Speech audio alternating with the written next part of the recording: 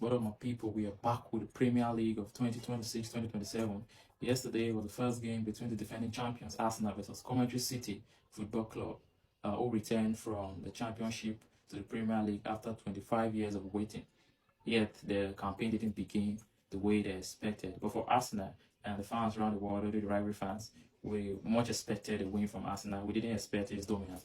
And so now it's up to Arsenal living to the first statement of this season's game.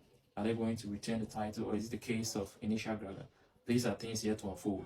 As we go through the games of the season, the matches of today and other weeks, we'll be able to know whether Arsenal are just doing the state of initial grabber or they are the step of retaining the title. But before we go there, let's look at other matches and know if there's a team that is willing or has the enthusiasm, or there's a team that is capable of challenging Arsenal from retaining the title of this year, from retaining back-to-back titles, which have never been done in their history. And so the first game of today, which is by 12:30, is Hull City, who also are returning from Championship, versus Manchester United. And we need to understand that this game is an encounter that's happened 12 times, with Manchester United winning 9, Hull City winning just once, and then drawing twice. There are key notes to take on from this game. Hull City are coming from the Championship. Like Coventry City, they lack experience. And so that's going to show even in today's game by 12:30. While Manchester United, on the other hand, had a very good campaign after appointing Michael Carrick as their manager.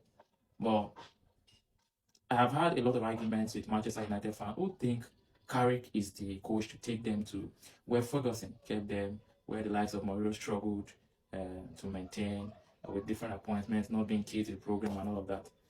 And so I tell them the reason why Carrick is excelling is because if you check last season when he came, he was humble enough to know that I am playing against the big six. If I'm playing against Chelsea, I don't dare hold the ball. So what I do is I leave the team with the ball and counter on their mistakes. That was why he had a good result against Arsenal. Liverpool had a draw against Chelsea and all of that.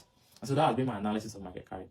But saying he has the techniques of changing the dynamics of his team, that when he makes a low block, then it changes, like it knocks and gets. But last season, he struggled against smaller teams than the big teams. Just some level of individual brilliance from the Bruno Fernandes and the likes of Amad, Diallo, and Casemiro and all of that took Mayu into ending the league in a much stronger position. So no disrespect to Michael Carrick, but I do not see him in the conversation of winning the EPL title.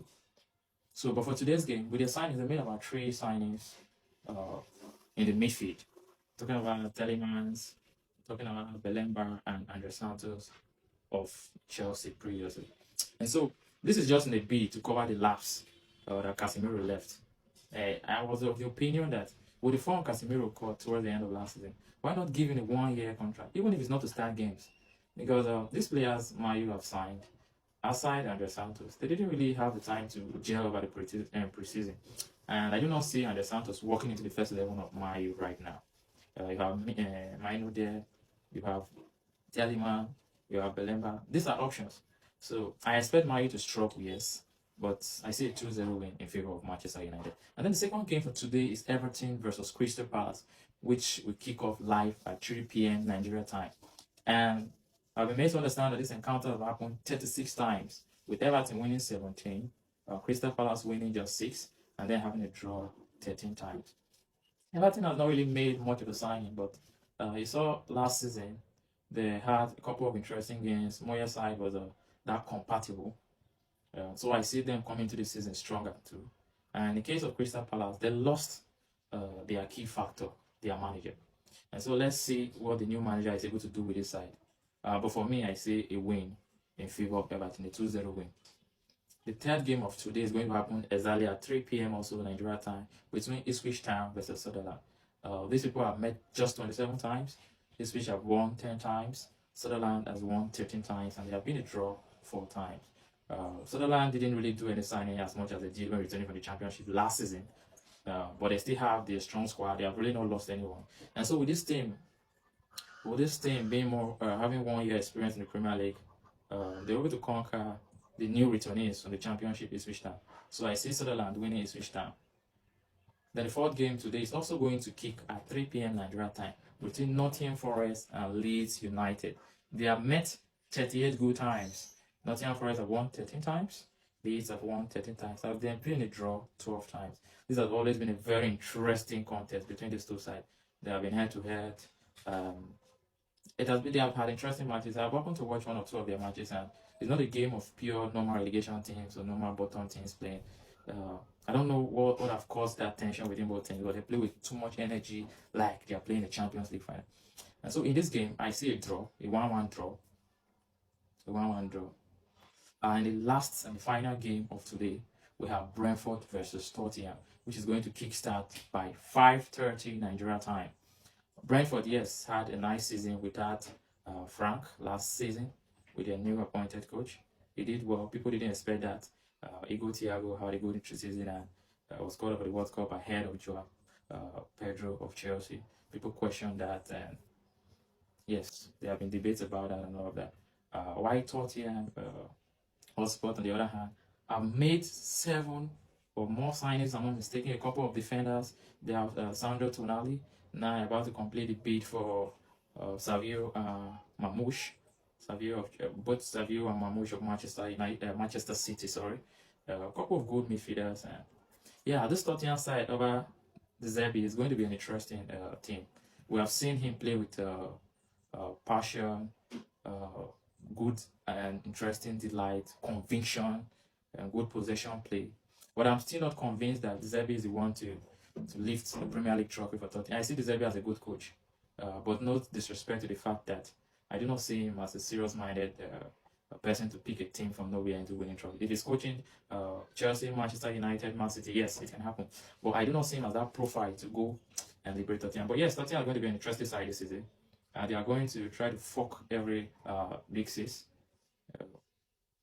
Play serious matches. It's not going to be an easy win as usual, but somehow Chelsea have a way to pass Tottenham no matter what form they are in. But Tottenham is going to be a very interesting side. That's the side I want us to watch at. So for me, the big game of today is Brentford versus Tottenham. This is also a London derby.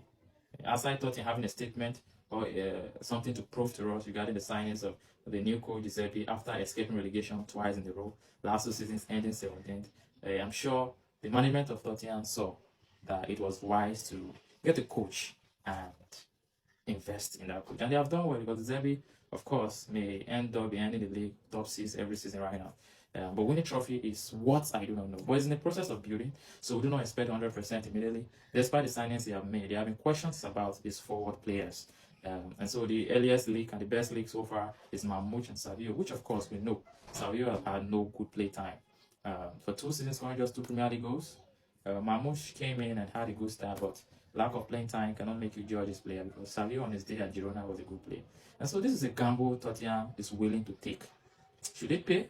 It's going to be a good thing. Should it not pay? The media is going to fire. And so I don't know what your thought is about the signing of Savio and Mamouche. But 85 for Savio in this current transfer market, has been a lot of debate. And I told someone that if Savio is costing 85 million pounds in today's market, and Chelsea is demanding for 100, then they are stupid to even do that. They should be demanding for 150 million pounds.